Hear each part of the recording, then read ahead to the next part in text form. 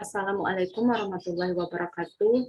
Perkenalkan, nama saya Felia Nurul Azmi, NIM 18075125. Yang saya hormati Ibu dosen pembimbing mata kuliah penelitian panganan gizi, Ibu Rahmi Holinesti STP MSI, dan teman-teman yang seangkatan BP 18 jurusan Ilmu Kesejahteraan Keluarga Universitas Negeri Padang. Tidak lupa pula saya mengutamakan puji syukur kepada Tuhan Yang Maha Esa, karena berkat ialah saya dapat mempresentasikan proposal penelitian saya dengan judul Hambatan Belajar Mahasiswa pada mata kuliah praktik Manajemen Usaha Boga Catering jurusan Ilmu Kesejahteraan Keluarga FPP WNP BP 18 pada masa pandemi.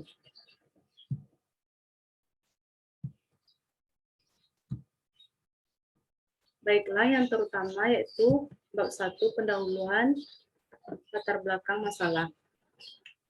Pandemi COVID-19 ini telah memberikan dampak yang besar bagi kehidupan masyarakat. Tidak hanya tersebar di negara Indonesia, tetapi juga melanda dunia. Hal ini membuat masyarakat terpaksa menghentikan segala aktivitas di luar rumah yang semestinya dilakukan pada hari-hari biasa. Sesuai imbauan pemerintah untuk masyarakat agar tetap terjaga di dalam rumah mereka masing-masing dan mengurangi aktivitas di luar rumah untuk pencegahan virus ini. Tentunya hal ini telah memberikan pengaruh yang buruk pada pekerjaan masyarakat tersebut dan juga pada sistem pendidikan di Indonesia yang seharusnya berjalan seperti biasa, tetapi sekarang sudah mulai belajar di rumah masing-masing. Keadaan ini membuat lembaga pemerintah harus memikirkan solusi dan diharapkan mulai bertindak agar pendidikan masih dapat berjalan seperti biasanya. Dan pada bulan Maret, pertengahan bulan Maret 2020, pemerintah telah memberikan inovasi terbaru atau memberikan inovasi yaitu dengan melakukan pembelajaran teori maupun praktik secara daring dalam jaringan atau online di rumah masing-masing. Akan tetapi, inovasi tersebut atau inovasi pembelajaran online ini tentunya memiliki kelebihan dan kekurangan yang tidak terlepas dari hambatan atau gangguan dalam pelaksanaannya nanti. Apalagi pada satuan pendidikan perguruan tinggi dengan berbagai mata kuliah dan jurusan dalam pembelajaran praktik yang sulit dilakukan di rumah, melihat adanya kekurangan alat dan bahan dalam melakukan praktik. Salah satunya itu pada mata kuliah MUB Catering, jurusan Ilmu Kesejahteraan Keluarga, konsentrasi Tata Boga FPP WNP. Pada mata kuliah MUB ini, mahasiswa jurusan IKK BP 18 diberikan tugas praktik dengan membuka usaha catering pada masa pandemi. Sedangkan pemerintah hanya mengizinkan masyarakat membuat pesta kecil-kecilan. Tentunya dalam acara tersebut hanya menghidangkan makanan seadanya saja. Tidak diperlukan sebuah catering. Inilah salah satu yang menjadi hambatan dalam membuka usaha tersebut. Dikarenakan masyarakat kurang berminat dengan catering. Apalagi usaha catering yang dimiliki oleh seorang mahasiswa. Oleh karena itu, berdasarkan permasalahan di atas, atau permasalahan yang saya sebutkan sebelumnya, peneliti akan melakukan penelitian dengan judul Hambatan Belajar Mahasiswa pada mata kuliah praktik Manajemen Usaha Boga Catering di jurusan Ilmu Kesejahteraan Keluarga FPP WNP BP 18 pada masa pandemi.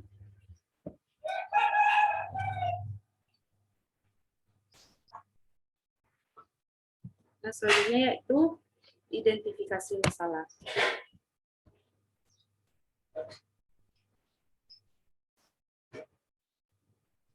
Dari latar belakang yang saya sebutkan sebelumnya, dapat disimpulkan bahwa identifikasi masalahnya adalah sebagai berikut. Yang pertama, apa saja menjadi hambatan belajar mahasiswa pada masa pandemi pada mata kuliah Manajemen Usaha Boga Catering di jurusan Ilmu Kesejahteraan Keluarga FPP WNP BP 18. Yang kedua, apakah dampak pada pembelajaran praktik mahasiswa pada masa pandemi pada mata kuliah manajemen usaha boga catering di jurusan Ilmu Kesejahteraan Keluarga FPP UNP BP 18. Yang ketiga, bagaimanakah penerapan pembelajaran praktik mahasiswa pada masa pandemi pada mata kuliah manajemen usaha boga catering di jurusan Ilmu Kesejahteraan Keluarga FPP UNP BP 18 dengan usaha yang ditanggungjawab oleh mahasiswa itu sendiri.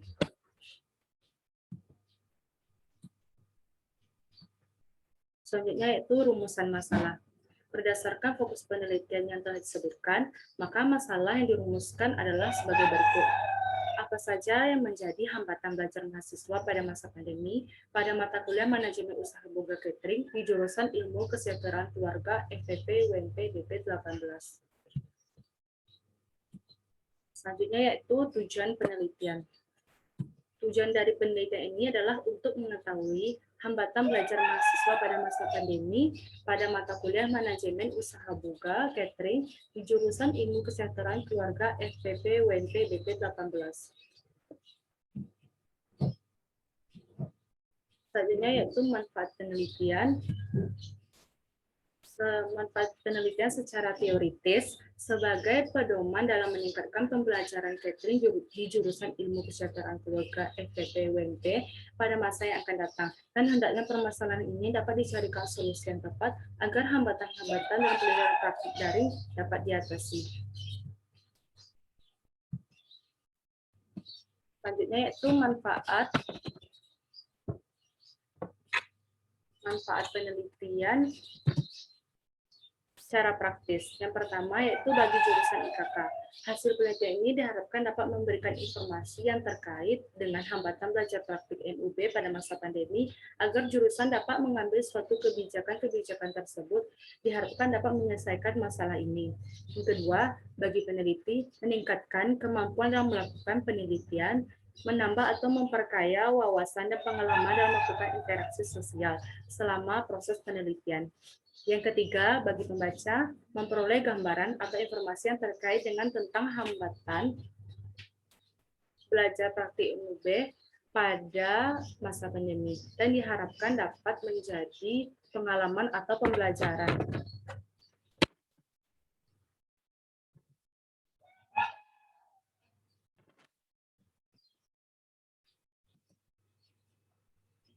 Selanjutnya yaitu bab 2, kajian pustaka.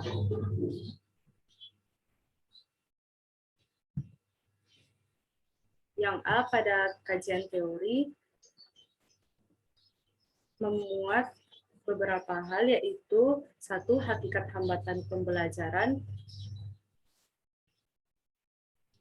Yang kedua yaitu hakikat pembelajaran manajemen usaha boga MUB catering.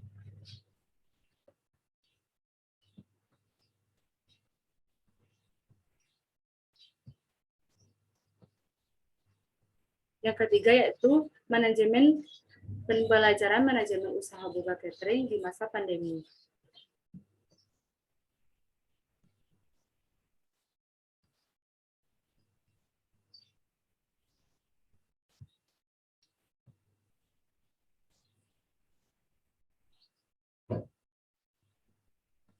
Yang pertama kita akan membahas tentang hakikat hambatan belajar. Menurut Rosman Natawijaya dalam Sutriyanto 2009.27, hambatan belajar adalah suatu hal atau peristiwa yang ikut menyebabkan suatu keadaan yang menghambat dalam mengaplikasikan pada saat proses pembelajaran berlangsung. Hambatan cenderung bersifat negatif, yaitu memperlambat laju suatu pekerjaan yang dilakukan oleh seseorang.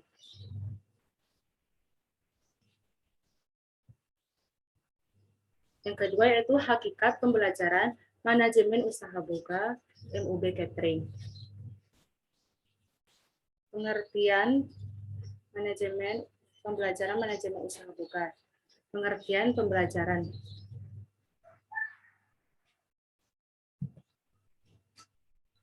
Pembelajaran menurut Saiful Sagala 61.2 2009, pembelajaran adalah membelajarkan siswa menggunakan asas pendidikan maupun teori belajar yang merupakan penentu utama keberhasilan pendidikan. Tentunya proses membelajarkan pembelajar didik yang direncanakan dan dilaksanakan dievaluasi secara sistematis.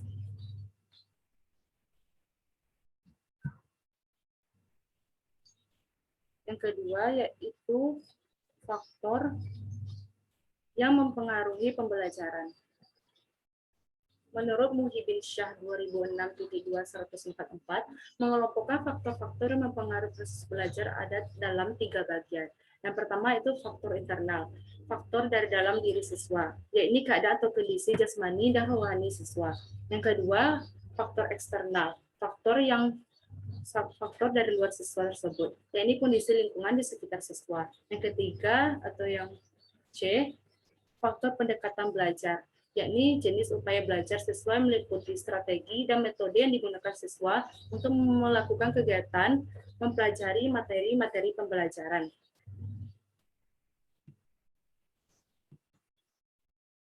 Yang ketiga yaitu pengertian manajemen usaha boga FB.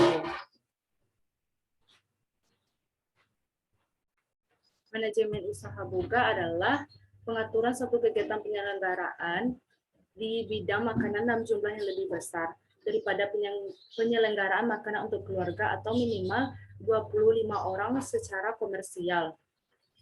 Menurut Setiawati 2008. Yang B, sebenarnya itu pengertian catering. Jasa boga catering adalah suatu pengelolaan makanan yang disajikan di luar tempat usaha atau dasar pesanan yang dilakukan oleh perseorangan atau badan usaha. Selanjutnya yaitu pembelajaran manajemen usaha boga catering di masa pandemi. Di masa pandemi kegiatan belajar sekarang dipindahkan ke rumah masing-masing dengan sistem daring atau dalam jaringan. Pemerintah mempertimbangkan bahwasanya hal ini menjadi pilihan yang tepat dilihat dari kondisi saat ini agar mencegahnya virus corona ini berkembang. Pembelajaran dengan sistem daring ini bersifat masif dengan jumlah partisipan tanpa batas yang diselenggarakan melalui jaringan internet dan terbuka untuk menjangkau audiens yang lebih banyak dan lebih luas.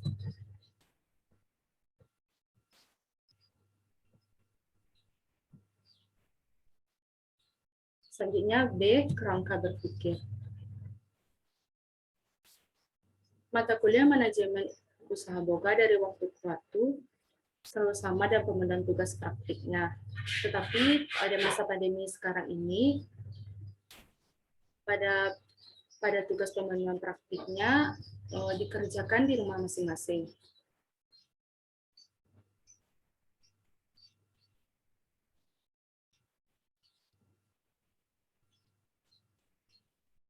Dan pada mata kuliah manajemen usaha boga catering ini, mahasiswa harus tetap menjalankan pemenuhan tugas praktiknya walaupun di masa pandemi. Untuk dari tugas mata kuliah ini, mahasiswa harus menyediakan usaha catering untuk masyarakat umum maksimal 10 kali praktik. Berdasarkan hal tersebut, perlu diadakan penelitian untuk mengkaji tentang hambatan belajar mahasiswa pada masa pandemi, hambatan belajar mahasiswa pada mata kuliah praktik, manajemen usaha boga catering di jurusan ilmu kesejahteraan keluarga, FPP, UNP, BP18 pada masa pandemi.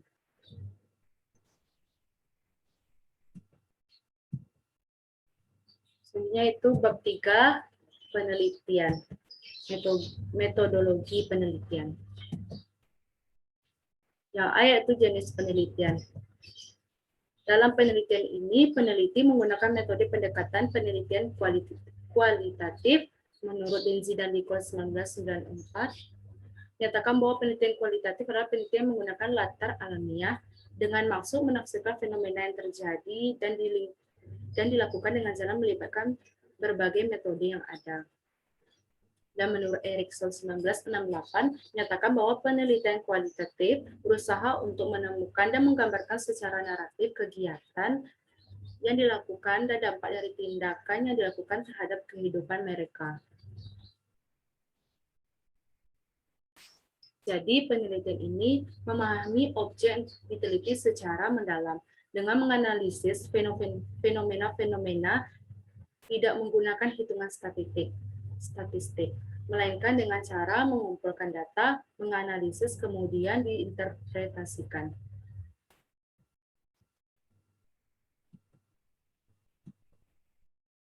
Misalnya yang B yaitu lokasi penelitian. Penelitian ini dilakukan di jurusan Ilmu Kesejahteraan Keluarga, Konsentrasi Tata Boga, Fakultas Pariwisata dan Perhotelan, Universitas Negeri Padang.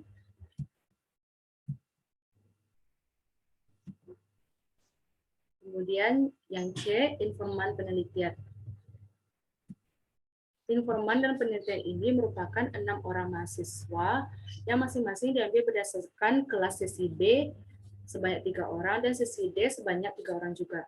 Kelas sesi B dan B dipilih karena dosen pembimbing mata kuliah pada kedua sesi ini sama.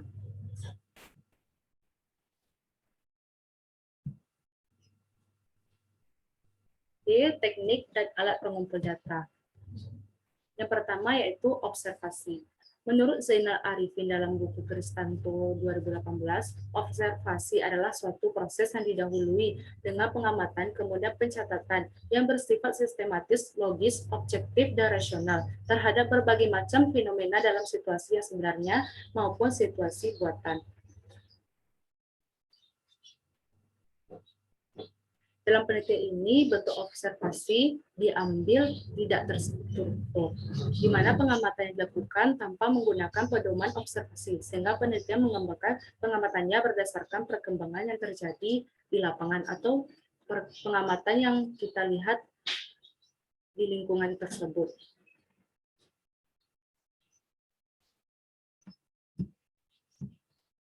Yang kedua yaitu wawancara. Wawancara atau interview adalah suatu kejadian atau suatu proses interaksi antara pewawancara, interviewer, dan sumber informasi atau orang yang diwawancarai interview melalui komunikasi langsung, menurut Yusuf 2014. Jenis wawancara yang dilakukan pada penelitian ini yaitu wawancara tidak terstruktur. Artinya wawancara yang tidak perlu menggunakan pedoman wawancara atau tidak disusun atau tidak direncanakan terlebih dahulu. Pertanyaan dan wawancara cukup disesuaikan dengan keadaan narasumber atau keinforman. Yang ketiga yaitu dokumentasi. Dokumentasi berasal dari kata dokumen yang berarti barang tertulis. Metode dokumentasi berarti tata cara pengumpulan data dengan mencatat data-data yang sudah ada. Metode dokumentasi ini adalah metode pengumpulan data yang digunakan untuk menelusuri data historis. Yang digunakan untuk mengumpulkan informasi yang berhubungan dengan masalah penelitian yang dapat dijadikan bukti tambahan atau penguatan dalam penelitian.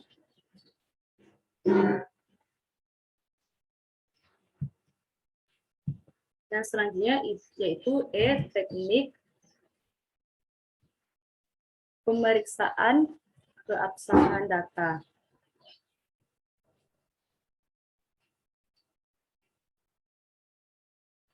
Penelitian kualitatif harus mendapatkan data yang kredibilitas atau dapat dipercaya agar penelitian tercapai.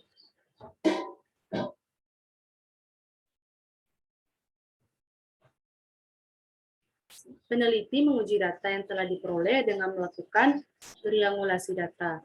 Tujuan triangulasi data adalah untuk meningkatkan kekuatan teoritis, metodologis, maupun interpretatif dan penelitian kualitatif.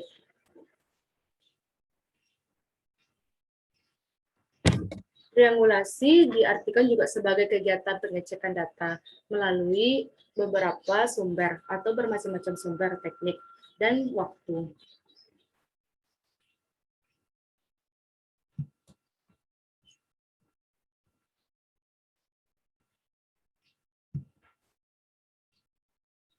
Selanjutnya yaitu F, teknik analisis data.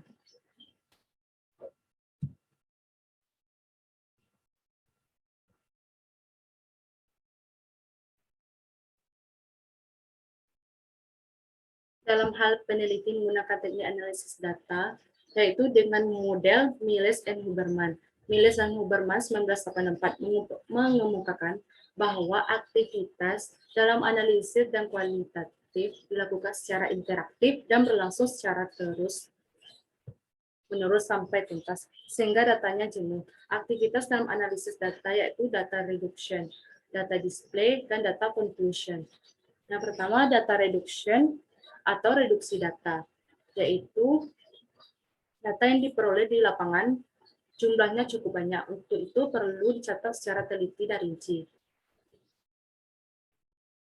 Mereduksi data berarti merangkum, memilih hal-hal yang pokok atau hal-hal inti yang penting dalam saat kita melakukan observasi. Memfokuskan pada hal-hal yang penting, dicari tema dan polanya, dan membuang yang tidak perlu. Yang kedua itu data display, penyajian data. Setelah data direduksi, maka langkah berikutnya yaitu adalah mendisplaykan data. Display data dalam penelitian kualitatif bisa dilakukan dalam bentuk uraian, singkat, hubungan antar kategori, bagan, dan sebagainya. Dengan tujuan yaitu memudahkan peneliti untuk memahami apa yang terjadi dan dapat merencanakan kegiatan yang akan dilakukan selanjutnya.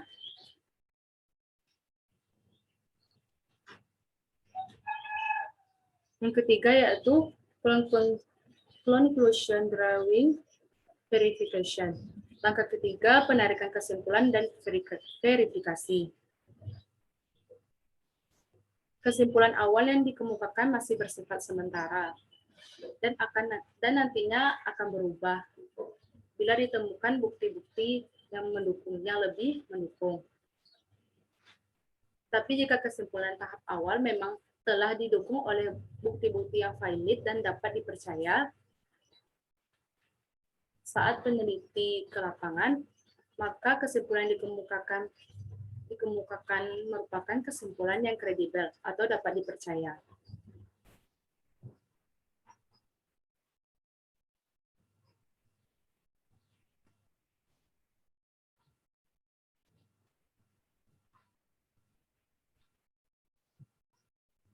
Sekian dari saya, presentasi proposal penelitian. Kalau ada kata-kata yang salah, mohon dimaafkan. Terima kasih. Assalamualaikum warahmatullahi wabarakatuh.